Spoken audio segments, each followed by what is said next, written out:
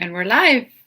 I know you are used to me doing a live sale on Fridays, but I switched it up this week. Some of you were at Monday's live sale, and I have to say, I got most of those packages into the mail. A few of you I've reached out to and let you know that I just couldn't get them done. Mostly those of you who got mystery boxes, because with the mystery boxes, I curate those to be fine-tuned to what you want to have show up in them. So those take me a bit longer to put together. Whoa, that was a really loud motorcycle that just started. As you can tell, I'm not home. I am in my daughter's apartment, and she lives on this busy street. And somebody just started up this really super loud motorcycle. Did you guys hear that? Can you hear that? Okay, they drove off. All right, I think they're gone now. That was woo. And I'm in San Diego, California. And I will be going to the swap meet again tomorrow and filming all of that for you guys. So watch for that for next week when I get back. But what I wanted to talk about today specifically is stress. And one of the things that I am seeing in the Niche to Profit Facebook group that I run and all over the social networks of resellers is stress from the USPS, stress from getting item not received claims, stress of just scrambling to get done, with this holiday season, stress, right? And just also so you guys know, I have no computer mouse, so it's really hard for me to go click on anything, but I do see your comments. So I will be absolutely answering questions and doing all that today. So, and I know I didn't, okay, let's talk about stress. So this morning, actually yesterday before I was due to go get on the plane, I was trying to create this broadcast in StreamYard, and it wouldn't connect to my YouTube channel. So I couldn't do the whole little preview so you could set the reminder. I forgot about it. I woke up this morning and tried to do it again, and it still wouldn't. It was just, I was so stressed out, right? And then I was not sure if I was going to be able to go live. So I literally spent an hour this morning troubleshooting, problem solving, talking to chat, getting my YouTube channel playing nice with StreamYard and all of that. And my daughter, Jordan, makes me very aware when I get this level of anxiety that starts affecting other people. So I'm becoming more aware of how I'm dealing with stress in the moment. Last night on the plane, the takeoff out of Las Vegas was, and Rachel's over here smirking at me because she wasn't nervous at all. But I was gripping the arms because we went through some nasty turbulence, heavy like rain cloud turbulence. And I was doing my deep breathing, and but I know in that moment too, I was very aware that I was working hard not to translate my stress onto her, because she was not stressed. And had she seen me be stressed, that would have really affected her enjoyment of the flight. Am I right? She's shaking her head yes. You don't even want your voice heard? No. Okay. Play-Doh. She's playing with Play-Doh. So one of my things to work on is that I am going to work hard on, sometimes we can't control being stressed. Like, we're going to get stressed. It's going to happen. It's a human thing, but it's how we let that stress come out, how we behave in the moment of stress, that we do have control over. Yes. And people are saying hi to you. Just hi. Tri-State Picker Mom said, hi, Rachel. And if anybody else said hi and I missed it, I apologize. I am on vacation. This is vacation. This is all good. I have to keep YouTube happy too. And that was another one of my stresses. I did not get enough video scheduled out to get me through till I come back. So Sunday, I will be going live again on Sunday and just doing something completely off the wall. And let me know what you guys think, if it'll all work. But Jordan has a photo shoot. For those that don't know, she models as a side gig, and she has a photo shoot. And I was thinking of going live during the photo shoot. Did you guys like a little behind the scenes of a modeling photo shoot? I don't know, just something fun. Has nothing to do with e-commerce, but it keeps YouTube happy that I did another video. So that's how that works. Hi, Melissa. You know, it was a good flight after we got above 10,000 feet. I could tell that the pilot was really like, we did like one really steep incline, which I know he was working hard to get out of that turbulence. And, you know, it's really interesting. So I just thought of this. This goes back to my point.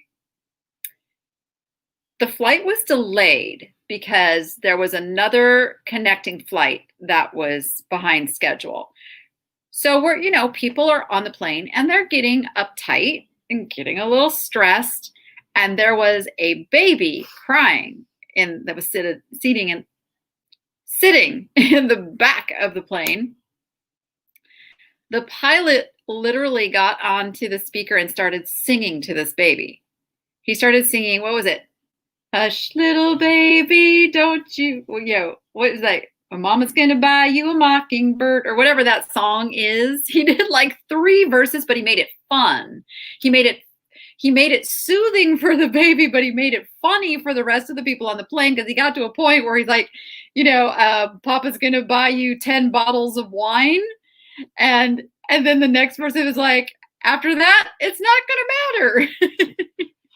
So, I mean, he was dealing with a situation that I'm sure was already taking a nerve-wracking situation and making it much more stressful, and there was a crying baby, and people probably are going, oh no, it's not going to be that way for the whole flight and all of that. And then we were still like delayed, and he came out and started telling jokes. And I thought, it's probably a little stressful for him too. Like, he knows he's got a plane full of people that are anxious to get going. He wants to stay on schedule. There's pressure, but you could not tell it. Like, there was nothing about that man that was stressed out. I'm just saying, like, that's a good lesson. It's good. Yes. Yeah, it was awesome. I wish I'd have whipped out my phone and recorded it, because it would have been great. And hello. Oh, you guys are still popping in here. And I can't tell, did anybody, I wasn't even watching the chat. How do you guys feel about the modeling shoot, like behind the scenes kind of thing? I don't even know where we'll be. It'll be an experiment. It'll be my first time going live, not in a home Wi-Fi situation. So yeah, the baby calmed down. The baby did calm down. I mean, not during the song, but the baby did calm down. Yeah. When the lights turned. And I bet the poor mom was stressed out. I mean, because when you got a crying baby, now you're worried about what others think around you, and like, just stress. Yes. Okay, you guys are saying yes. I'll just warn you, I don't know how well it's going to work, but what the heck, we're going to give it a try. Why not? New things. That's my motto for 2021. New things. I am so ready for this year to be over with, as most of you are. We have had some monster stuff going on in our family, and a lot of it like came to a head yesterday. So that's why my eyes look a little puffy. Okay, I'll just say yesterday was a really hard day. But the other thing that I did that relates to taking care of my stress level during this season was this is an interesting story. On Monday, I put my store on time away. It's no longer called vacation. Now it's called time away. So I put my store on time away, and I thought I had put the message saying, I'll be back, blah, blah, blah, because I hide my items for sale. Well, lo and behold, I start getting messages. Danny, what happened to your items? Do you only do live sales? What, you don't have an eBay store anymore? So for me, there's a credibility issue, right? Those that don't come here aren't hearing me say this right now. Those that don't know my situation, didn't hear I was going on vacation, do not know that I just went on vacation, right? So now my reputation as someone who teaches eBay and is out there giving information is getting a little bit tarnished because I don't have an open eBay store. So I didn't open my store back up. I stayed in my time away, but I made my items available for sale so that people would see the message that this seller will be delayed in shipping your items until the 28th. I just did it to the 28th to give myself a lot of time. Thank you, Melissa. You're so sweet. You're too good to me. But of course, then I got 2 sales, and I'm like, oh.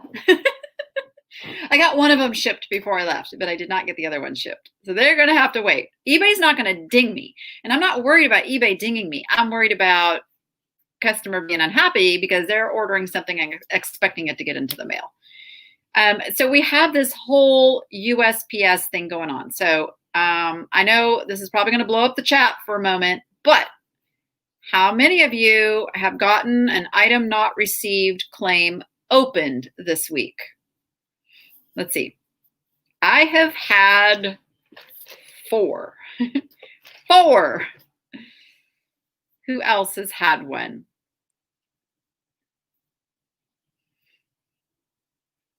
Yeah, well, there's 2 settings, Pitter Patter 100. You can either say, keep my items available for sale, or you can hide them from sale. And I started with the hide them, and that's when I started getting the messages. So then I went back and edited and made them available. Unhappy customers equals stressed you. Absolutely. Any good seller is going to be stressed if their customers are not happy. Yeah. Designs. Laura, you got one last night, called eBay, and they closed in your favor. Julia got one last week, but it got delivered and closed. Yeah, I've had one of the ones I did got delivered. One of them I just refunded because it's literally been weeks. So I just refunded. It wasn't a high amount. Barbara, you have been stressed learning about managed payments, wondering what to do with PackLink. I don't know what that is. So I turned your tone on how to deal with this stress. Okay, Barbara. Okay, let's deal with that. Yeah, absolutely. Christine has had none, but she's got a friend who's had 3. You ended all of your listings? Oh, ouch. See, I can't do that. Okay. So first, let's talk, because you're not the first one I've seen say that. And I'm going to say this is your business. Think of your business as a space in a mall, in a shopping mall. So if you start having problems that are affecting your customer service, you have to think about it. Would you just pull up a U-Haul truck and empty out your space in the mall?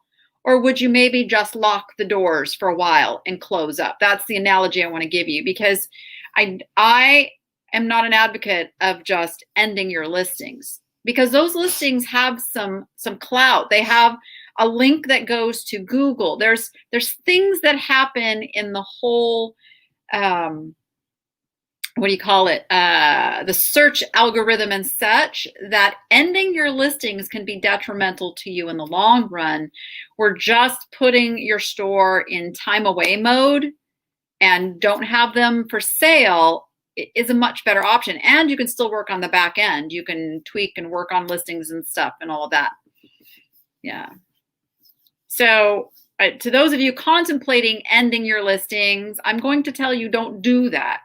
Do the time away feature if you want to just take a break, because that's the equivalent of just locking the front doors of your store for a while. And then, like in my case, like you can go to my store right now and you can see all my inventory. You can even buy something, but there's a message that says it won't be shipped. And in my seller hub, I'm not required to ship it until the 29th. So they've already, a lot of you go in and change your handling time. eBay's already covered you on that. If you go into time away and you set your return date, they're going to make your handling days until the day after that. So you're not going to get any eBay dings or anything like that. And there is a message that goes to your buyers. This is the absolute worst year for USPS that I have ever experienced in over 20 years of doing this business.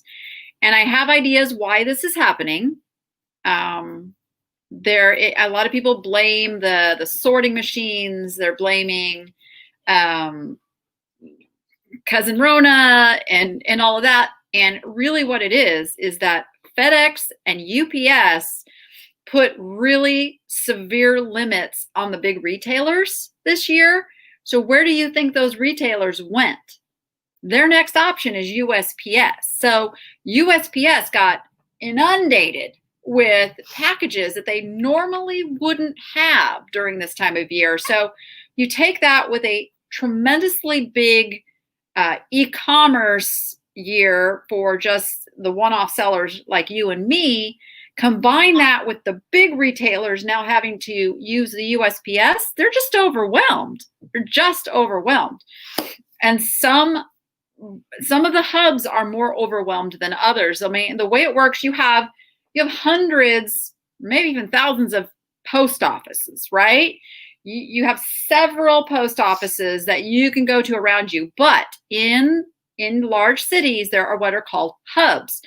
So let's say you scheduled a pickup, your delivery person picks that package up, they take it back to that local branch of the post office. Okay, that's its first scan.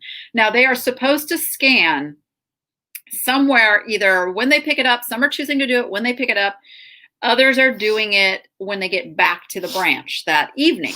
So either way, you should get a scan at that time.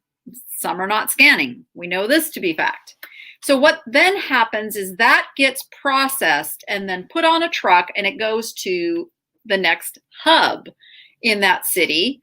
So now it's going to a bigger processing place, and now that's getting distributed out to other cities where it's going. So you can see it's quite a process. So then that stuff comes into those main hubs, and along with whatever else is coming into that hub. And now you have like this big giant in some of these cities, like Phoenix is really, really suffering. I think Chicago hub is suffering. There's a few other ones that are doing really poorly. Surprisingly, the Las Vegas hub, I drop off in the bulk mail department in the back. And I cruised around a little bit, and I was being nosy. I wanted to see, I'm seeing these pictures, and I'm kind of I almost got out my camera and started filming for you guys, but there was really nothing to see. They didn't have any bins of things laying around. They had trucks that were leaving. I mean, Las Vegas is doing pretty good. So my stuff is getting the original scan, thank goodness, which is the main protection, but some places they're not. Atlanta, Georgia is backed up. Richmond, Virginia. Yeah, so you're going to see Detroit. It's the big cities. Philadelphia. Yep, it's the big city hubs that are having issues. Now, here's what I got to say. I fully believe this is going to work itself out. We are coming to the end of the mass amounts of packages being dropped off, right? It's only going to last, well, I think today or tomorrow were like the deadlines that USPS gave. So what is going to happen? Oh, that's right. And then there's this big Northeast major snowstorm. Yeah, there you go. So what is going to happen is now all of this mail has come in. You got this backlog, but now it's going to not come in so heavy. But they're still keeping all of these workers working, and I heard at one point there was no overtime being given. But again, I talked to the ladies when I was dropping off. She says, oh yeah, we'll be here till midnight. They are all hands on deck. They are working overtime hours. They are working on Sundays. They're going to get caught up. They're going to get caught up. And so what eBay has done to respond to this is when you get those item not received cases, and I hope everybody hears this and spreads the word, do not refund. Do not refund. eBay is very aware of the situation. They have extended the seller protection time by 10 days from the point that, is it the point the case is opened or the point where the item should have normally been received? I can't remember which it is. Anyway, so eBay has extended that time that you have for a case to resolve. And as long as there is a scan anywhere along the way, you are protected, okay? So I hope that can relieve a little stress. Now, the way that you want to respond, and Melissa says, hi, beautiful Rachel. Oh, is that a different Rachel? Oh, see, I was saying my Rachel, asking my Rachel how she was doing today. I thought you were talking to my Rachel. But we have another beautiful Rachel in the chat. I never connect your guys' names with your YouTube names. I'm so bad at that. Anyway, squirrel. So what you want to do, here's your steps on how to respond. The case comes in, your heart kind of speeds up a little bit with that gut-wrenching, oh no. You open it up, okay? You have an option to contact the buyer. That is your first step. And you want to contact the buyer and let them know first. And always start with like, I'm so sorry. You know, you see companies do this. I'm sorry for the inconvenience. I'm sorry, blah, blah, blah, blah. It's not saying you're responsible. It's like you're just acknowledging their pain, okay? Which is the first thing. They have a pain that their item has not arrived. So acknowledge their pain with, I'm sorry your item has not arrived. The USPS is severely backed up. There is a message on their site. You can even go copy and paste their message. You can do that. And let them know we're aware of the situation and keeping a close eye on your tracking. Now, this does not mean that you have to obsessively track their package. This is just reassurance that they're not going to get burned, okay? That's what they want to hear. So you've acknowledged their pain, acknowledge they're not going to get burned, and then tell them, please let us know if it's not received in a few days. Okay? So that just that takes out that pressure of, oh my gosh, they're going to ask for a refund and be all upset. So you've kind of relieved that pressure for them. And then what you want to do is now send that, then go back and update tracking information just to make sure that the tracking is attached to that item not received dispute, okay? So that you have something to refer to. And then, you know, they might let you know in a few more days or something. And yeah, I'm sure there's customers who are going to send nasty messages and such, but still, you are not obligated to refund. You are not obligated to refund yet. So don't do it. Don't feel the pressure to refund the customers because their item is probably going to show up. And that's my point. This is not lost mail. This is just backlogged mail. And it's going to get there. It's 99.9% of these packages are going to get to their destinations. And at that point, they've got their item, no refund necessary, and eBay's got your back from any negatives, any defects, any of that. So your business is protected. Hopefully your customer's happy. And hopefully your stress level can go down a little bit. So, okay, you found that helpful. Good, yeah. And that's just how I've been responding. And I've had some very understanding customers. Remember, they're not in this world that we're in.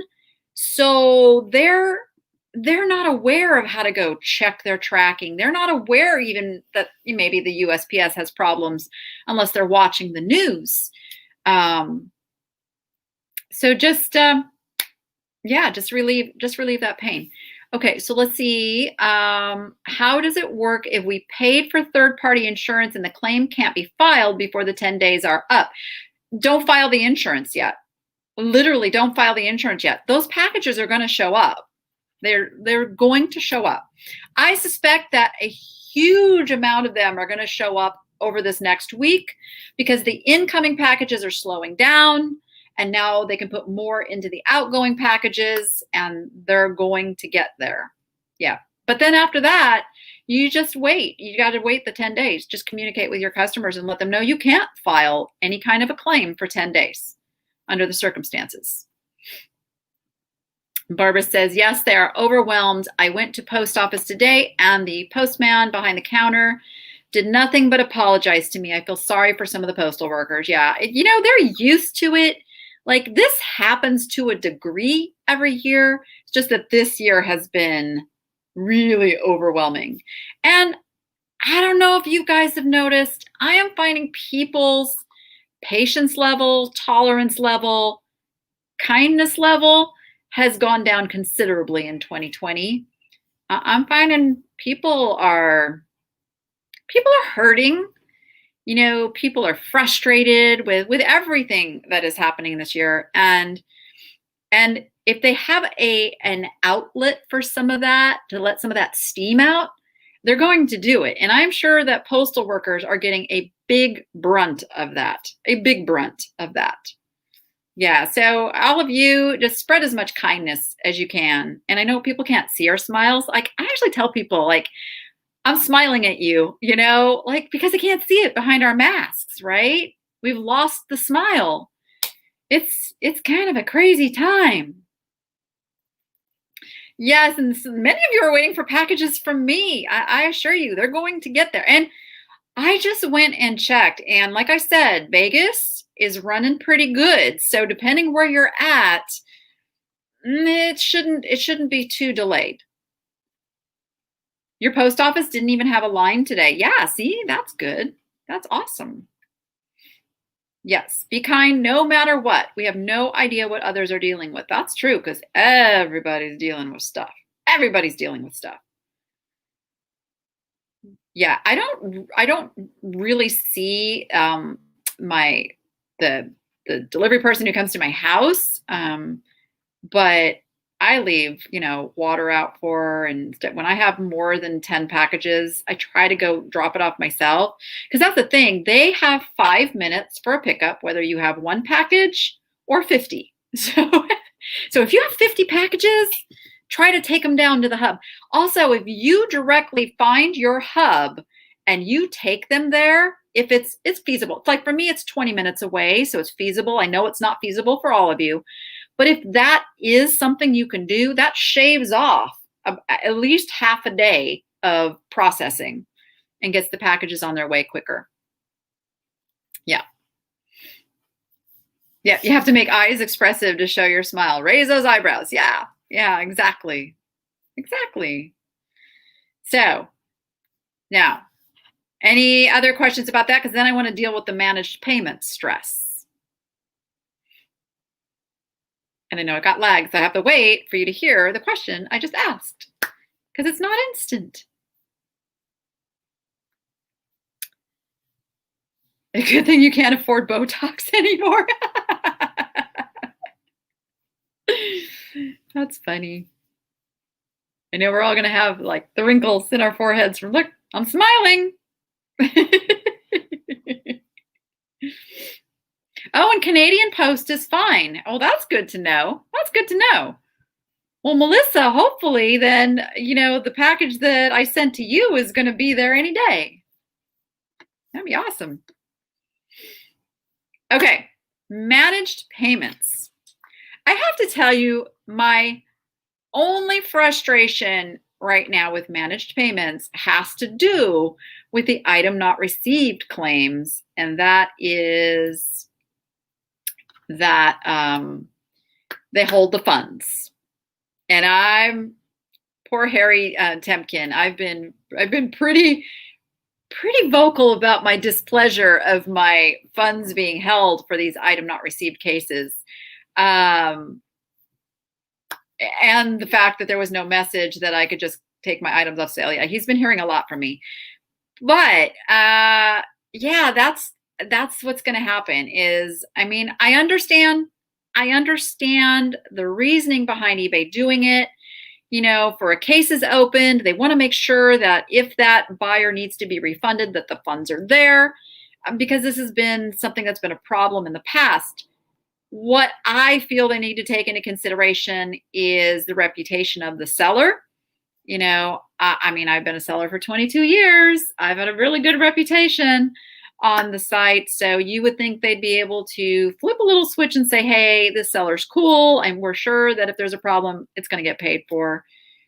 So they don't do that anymore. Helen asks, what are managed payments? So eBay, a long time ago, they took on, they purchased or acquired, or whatever you want to call that, company called, it wasn't called PayPal in the beginning. It was called something else, and then they turned it into PayPal, which became the payment processing service for eBay.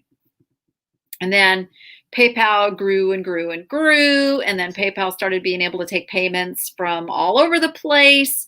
And PayPal and eBay were pressured to split off into separate companies by the stockholders. They have what's called activist stockholders who like put the pressure on and do all this stuff. Okay.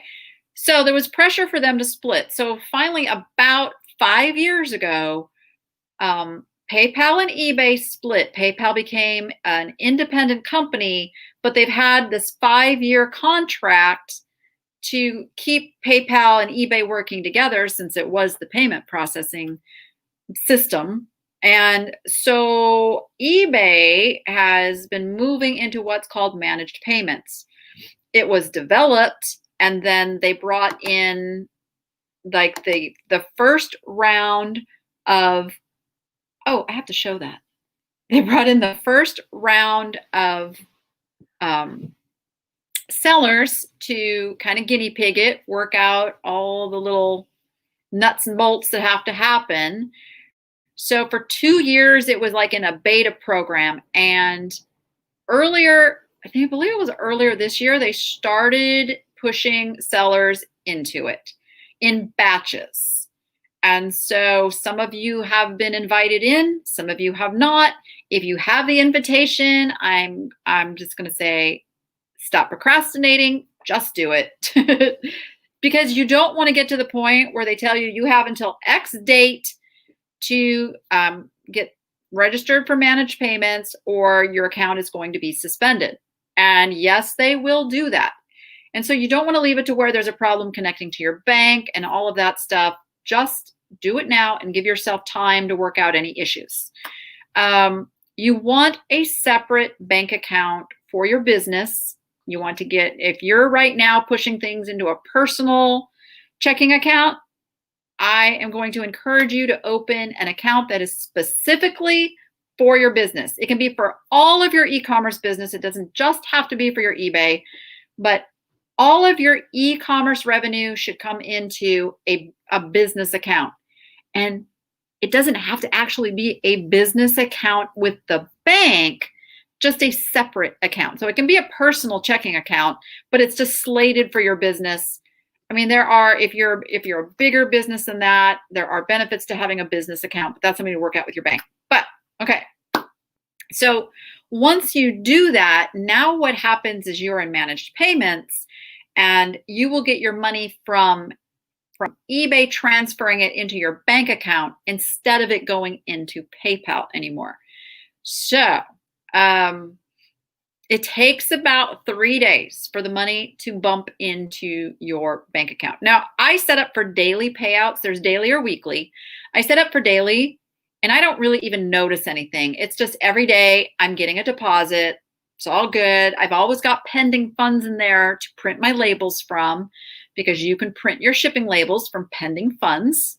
So all good there. So I really haven't noticed anything. In fact, I like it better because they take the final value fee out of that payment. So I'm not getting a big honking huge $600 to $1,000 invoice every month for my final value fees and such.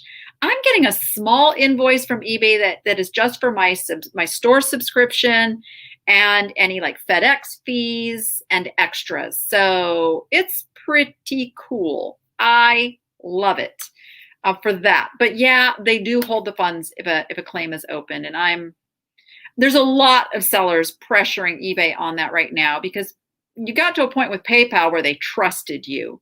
And I think eBay needs to find that place where they trust sellers who've proven their reputation. Yeah, I love the final value fee because I'm always looking at, like, they send the notice, 2 weeks before your invoice is due. And I'm always looking at that and doing a huge gulp. And it's like, oh no. And now I got more money sitting in the bank account because it's going in there every day. Okay. While we've been doing this, Rachel has been over creating. Little Rachel is so creative. So this is her newest creation out of Play-Doh. It's Play-Doh dozer. It's a Play-Doh dozer. I thought it was a little fox. It's a Play-Dozer. Dozer is my daughter's cat. It's right here. It's not round enough for Dozer. I'm just saying. We're giving Dozer a hard time about his 20 pounds of catness. No, we'll just leave him. He's way too grumpy. He hissed at her last night and made her cry. Because he's a mean cat. Yes. So that's managed payments in a nutshell, and it's not the big scary monster that you see. Here's the thing with Facebook and Facebook groups, and something that I try very hard to avoid happening in my Facebook group is people don't tend to talk about when everything is going right. They just go along business. It's like normal routine. What do people post about? They post about their aggravations. They post about their frustrations. They post about their stresses. They post about when something goes wrong. And so you're going to see a lot of horror stories. And you have to take it with a grain of salt that those horror stories are a very, very small percentage of what's actually taking place out there, because you're seeing just the people who have something to complain about. I'm just saying. So be careful if you are the complainee, and be careful reading those. And what we do in the Niche to Profit group is really try to keep it about, I allow venting. I do allow a little bit of that, but the goal needs to be problem solving. So if it's just a bash fest on the post office, or if it's just bashing eBay, we don't allow that. And if it's something that we can either learn how to deal with the situation, flex in our business, come up with ideas, and problem solve, we'll do that. Yeah. Oh, so Helen, Poshmark works the same way. I mean, with Poshmark, you don't get paid until the item is delivered and the customer has either accepted the item or has given positive feedback. Or 3 days. Is it 3 days? 3 days since delivery. And then they pay. So, poshers are used to the delay in payment. We've been spoiled by eBay. We've been spoiled. Yeah. Oh yeah. Customers are 10 times more likely to talk about a bad experience versus a positive experience. That is absolutely true. Do you transfer money out of business account to personal account? Keep the yes. That's how I get paid personally. That's how I take my salary. Is I transfer that money then into my personal checking account to pay my personal bills. I pay business bills out of the business account, and that keeps it separate. Yep. And we're going to have a CPA on the show. Probably, I don't know if it's going to be January or February, but I've already reached out. They said yes. We're just setting up a date. So we're going to have all those accounting questions for you. I struggle with the bookkeeping part of this business. I'll be flat honest with you. bookkeeping is not my cup of tea. Like I can do it, but what happens is I put off big chunks of it and then I get behind and then I get overwhelmed and then it feels like a grind. And I hear you. I get into that cycle. So we're going to pledge to 2021. Everybody, it's a fresh new year for your business. And here's something that I learned that really helped me, because I'm one of these people who wants to go back and fix everything I did wrong, right? I want to catch up. I want to make it right. And that hangs me up. So the advice I have for you that has really helped me is start somewhere. Start today. Start January 1st. Whenever it is, starting somewhere, doing it right is better than not doing it at all and just saying, well, until I can get it caught up, until I can fix it, because that will just keep you in that same mode. So, all right, you guys pledge with me, because I know some of you are there with me in the whole like bookkeeping thing. Raise your hand, say January 1st, I'm going to do it differently. That's for those of you who aren't already, on track with that. But that can go with whatever that thing is that you're doing that is causing you stress, anxiety, downward pressure. You need to get something done. You need to do it a certain way. Who's raising their hand? Come on now. Let's be accountable here. It's okay. We can admit it. Same cycle there. Yeah, I get it. I totally get it. All right, January 1st, we're going to be on track.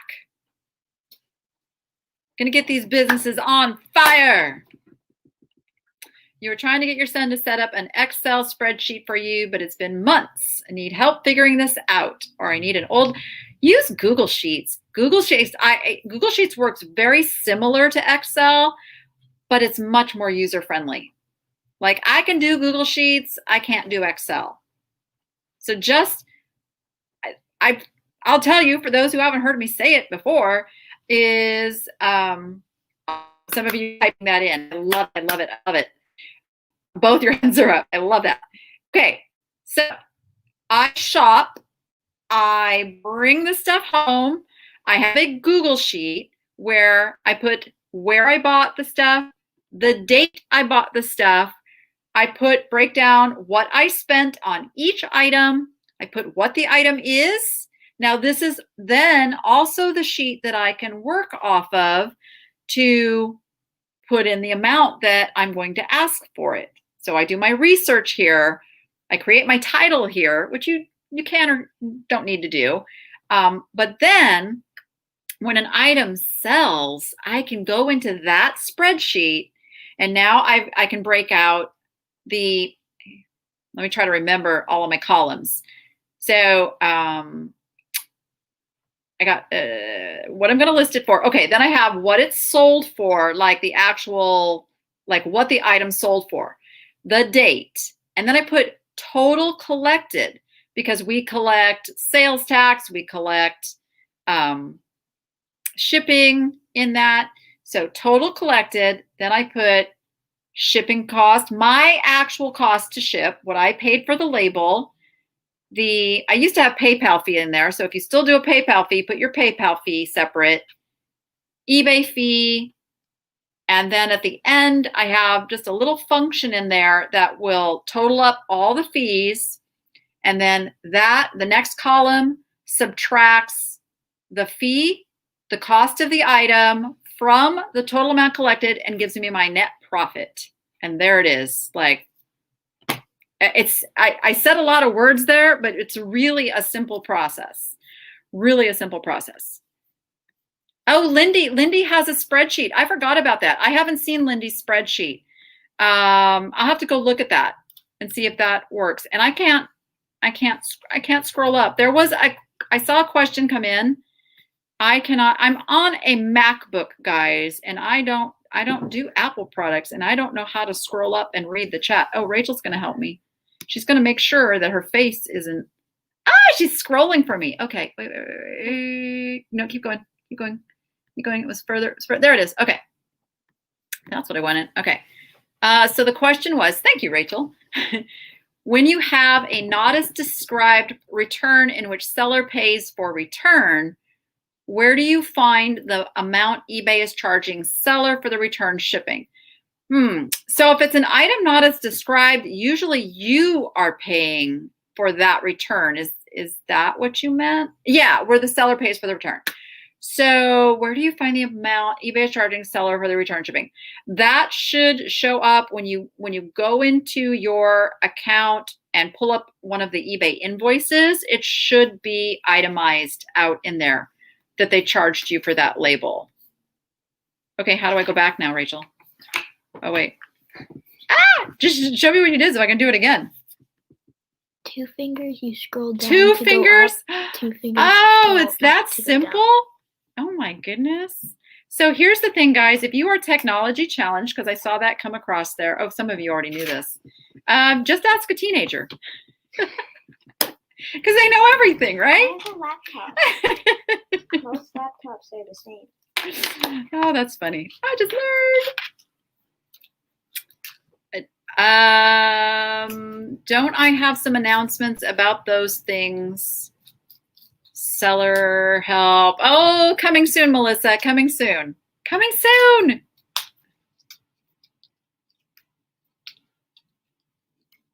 You do this in a notebook. Also mark crate number the item is stored in. Yeah, see, you can do whatever you can make your spreadsheet customized for you. It's not on the invoice. That's maybe in your payments tab in the payments report if you're in managed payments. Because that's the other thing. That's the other good thing about managed payments is all of that, the bookkeeping part of that is in reports. Oh, there's like all kinds of things that eBay is upgrading in that too. Some of you who have been on eBay a long time, remember we used to have a lot more data about where our sales were coming from. They're adding that stuff back in for us. So big changes coming. Probably in the spring update is kind of the gist that I'm getting. Every time I ask a question, it's like, oh yeah, that's coming in early spring. That's coming in early spring, which generally means the spring seller update. Your son is going to college for business admin, yet he has not helped you get things set up, driving you nuts. Does he live with you? Up his rent. So you can hire somebody. Oh my goodness. I'm only half joking there. But if he doesn't live with you, then I don't know. What do you do for him that you can kind of like cut it off and say, you know what? You help me with this and I'll help you with this. I have to say, my kids are actually very, very good about helping. Like, but you know what? We'll load the car, unload the car, drag stuff upstairs, drag stuff downstairs. He takes out all the trash. Rachel, it's pretty good. She helps with the live sales. Not so good about getting the dishes done. We're still working on that. But Rachel likes now to help, labeling the stuff. She wants to learn to do the shipping. And so I can't complain about my kids in helping with the business. All right, guys, I'm going to wrap this up. If there's any last minute questions about what we've talked about, and we'll just watch for those. But I think we're going shopping. Is that what we're doing? Right now? After I'm done. We're cleaning. Well, we're cleaning first, and then we're going shopping, right? We might go shopping. And we're going to make gingerbread house, and string popcorn, and do all that fun stuff. Noah is the muscle. Yeah, he's the muscle. If a seller has managed payments, do some sales still go through PayPal? Well, yeah, that's the big thing that managed payments has done. So customers can pay with PayPal as usual, but what it's added is the ability to use Google Pay Apple Pay, and I think there's something else. It's just opened up the realm of possibilities for shoppers to be able to pay for their products, which brings a lot of the millennial market in because they're big on the Google Pay, Apple Pay. Do you use the Google Pay, Apple Pay thing? Yeah, just ask my millennial daughter here. So that's a big deal, and that just opens up for bigger growth for eBay customers. Yeah. Thank you, thank you. Yep, we're just going to have a fun, relaxing weekend. It helps to know where you bought it because locating receipts if necessary.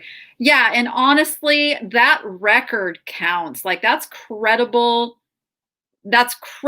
evidence of, that breakdown. You're not probably going to get quite, if you get audited, that's pretty credible that you have a log of that. I don't think they think anybody has all of those receipts, but yeah, you could go back and track it to your credit card too, or your debit card, if you have the place you bought it and the receipt and the